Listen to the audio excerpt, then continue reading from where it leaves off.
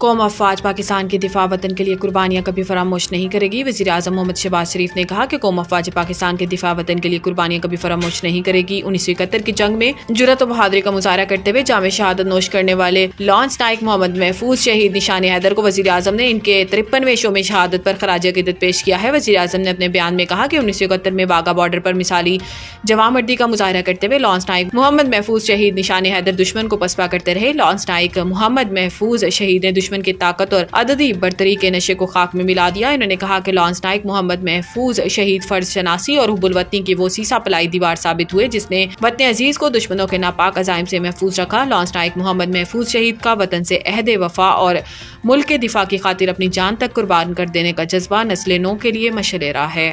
Zulfiqar Bhutto case fair trial کے تقاضوں کو پورا نہیں کیا گیا، چیف جسٹس کا اضافی نوٹ۔ چیف جسٹس یحییٰ آفریدی نے پاکستان پیپلز پارٹی کے بانی ذوالفقار علی بھٹو کے قتل کے مقدمے میں صدارتی ریفرنس پر 5 صفحات پر مشتمل اضافی نوٹ جاری کیا۔ چیف جسٹس یحییٰ آفریدی نے اضافی نوٹ میں لکھا ہے کہ مجھے سابق چیف جسٹس قاضی فائز عیسیٰ سمیت دیگر ججز کے نوٹس پڑھنے کا اتفاق ہوا۔ جسٹس منصور کے نوٹ سے ایک حد تک اتفاق کرتا ہوں۔ ریفرنس میں دی گئی رائے میں کیس کے میرٹس پر کسی حد تک بات کی گئی۔ جسٹس یحییٰ آفریدی نے نوٹ میں مزید کہا کہ آرٹیکل 186 کے تحت سپریم کورٹ صرف ایڈوائزری دائرہ اختیار رکھتی ہے، تاہم فیئر ٹرائل کے سوال پر فیصلے کے پیراگراف سے اتفاق کرتا ہوں۔ اس نتیجے میں پہنچا ہوں کہ ذوالفقار بھٹو کیس میں ٹرائل کورٹ اور ایپلیٹ عدالت کی جانب سے فیئر ٹرائل کے تقاضوں کو پورا نہیں کیا گیا۔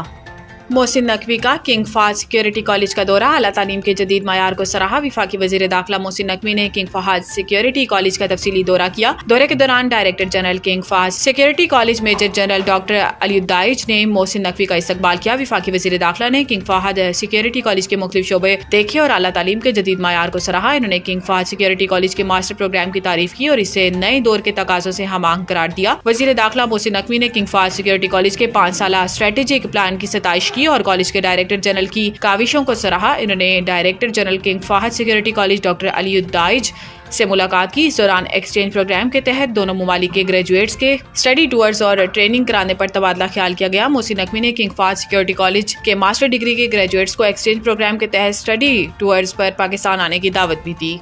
پاکستان اسٹاک ایکسچینج میں تیزی کے بعد مندی کا رجحان، آج پاکستان اسٹاک ایکسچینج میں 485 پوائنٹس اضافے کے ساتھ 100 انڈیکس گھٹ کر 1,15,346 پوائنٹس کی سطح پر آ گیا۔ اس کے بعد 100 انڈیکس میں 1385 پوائنٹس کی مندی دیکھی گئی اور بینچ مارک 100 انڈیکس گھٹ کر 1,13,475 پوائنٹس کی سطح پر آ گیا۔ یاد رہے گزشتہ روز سامنے آنے والے اسٹیٹ بینک کے اعداد و شمار کے مطابق نومبر میں جاری کھاتے کا سرپلس مالیت فروری 2015 9 سال 8 ماہ کی بلند ترین سطح پر رہا۔ نومبر میں جاری کھاتے کا توازن 72 کروڑ 90 لاکھ ڈالر فاضل رہا۔ نومبر کا فاضل جاری کھاتا فروری 2015 کے فاضل جاری کھاتے کے بعد تاریخ کی بلند سطح پر ہے۔